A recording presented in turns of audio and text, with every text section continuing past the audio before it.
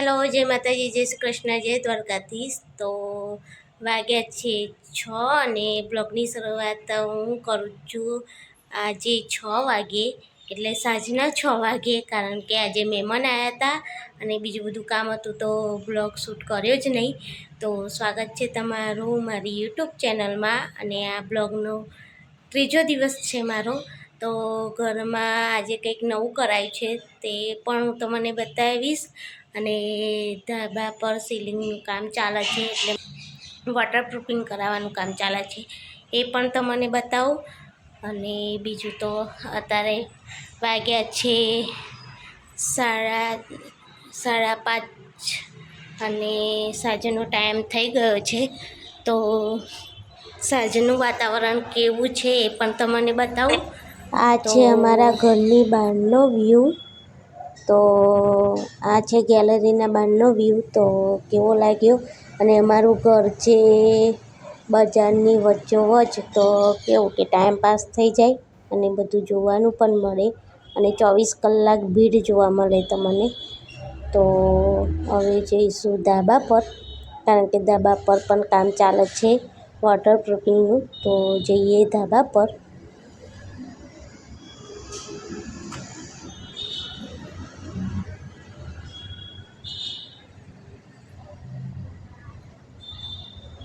જો અહીંયા બધા કામ કરે છે, એમના માટે પાણીનો જગ પણ મૂક્યો છે, અને મસ્ત ધાબું ધોઈ નાખ્યું છે, કારણ કે વોટરપ્રૂફિંગ કરાવવું હોય તો પહેલાં ધાબું ધોવું જ પડે. આ છે ધાબા પરનો વ્યૂ. આમ કે સાંજનો વ્યૂ સરસ હોય છે ધાબા પરનો. તો કેવો લાગ્યો તમને અમારા ધાબા પરનો વ્યૂ એ જરૂરથી કહેજો. નીચે બેસે છે શાકવાળા ભાઈ, અને બાજુમાં ઊભા છે ભૂંગળા, પેલા શેકેલા ભૂંગળા આવે ને એ ભાઈ રોજ બેસે જ છે. મસ્ત ધાબું ધોઈ નાખ્યું છે, અને આ બંને ભાઈઓ કામ કરે છે, જે ધાબાની અંદરની તિરાડ પડી હોય એ પૂરે છે, પછી ઉપર કરશે વોટરપ્રૂફિંગ. તો અને સનસેટ કેવું સરસ ધાબાનું સનસેટ જોવા મળે, તો મસ્ત મજાનું સનસેટ થાય છે. અને આ બાજુ છે વડપીપળાનું નજીકમાં ઝાડ. તો ધાબા પરનો સાંજનો વ્યૂ બહુ સરસ હોય છે. ઘણી વખત જાઉં છું ધાબા પર સાંજના ટાઈમે. તો આપણે જઈશું હવે નીચે, કારણ કે હવે સાંજના ટાઈમે દીવાદશી કરવાની હોય, અને આજે છે મહાશિવરાત્રિ. તો કેવું કે હવે એ તૈયારીઓ કરીએ. બીજું તો કંઈ કામ છે નહીં, કારણ કે અમારે ને મયુરને બંનેને મહાશિવરાત્રિ છે. તો બીજું કંઈ કામ છે નહીં. ને આજે લગાવ્યું છે ઘરમાં ટીવી.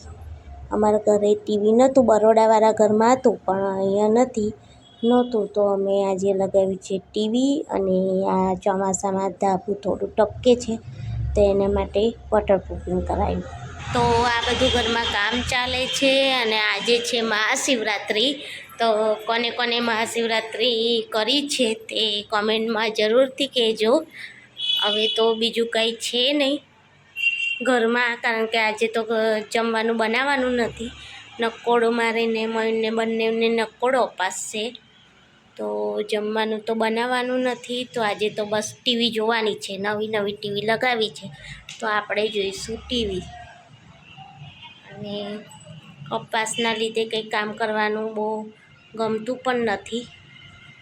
અને સવારનું આજે તો કામ જ ચાલે છે ઘરમાં.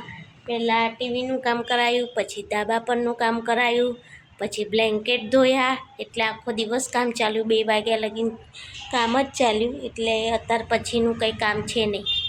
તો મળીએ થોડી વાર પછી તમને, કારણ કે પછી મંદિરે જઈશું. જો જવાય તો કદાચ જઈશું, બાકી તો પછી થોડી વાર એને ફરાળ કંઈક બનાવીશું.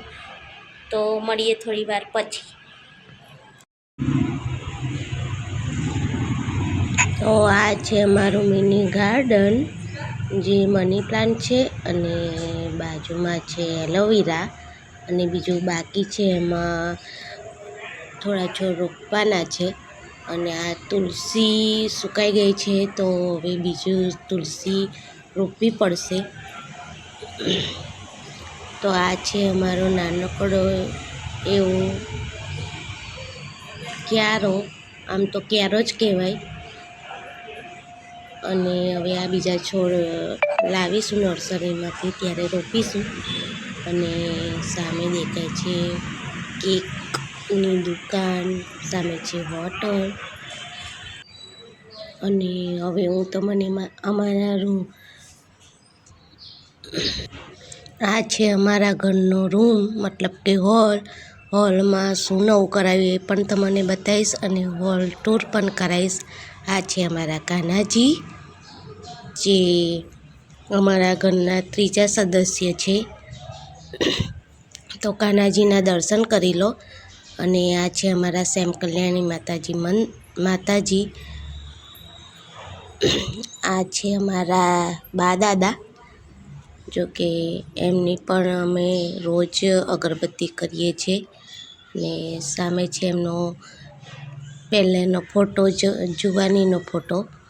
અને આ બાજુ છે દાદાનો ફોટો, જે બહુ પહેલાંનો છે.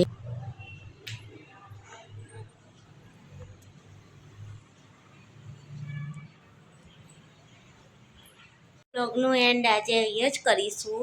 હવે વાગી ગયા છે 7. તો મળીશું નેક્સ્ટ બ્લોગમાં. ત્યાં સુધી રાધે રાધે. અને બ્લોગ ગમે તો લાઈક, શેર એન્ડ સબસ્ક્રાઈબ જરૂરથી કરી દેજો. તો બાય બાય.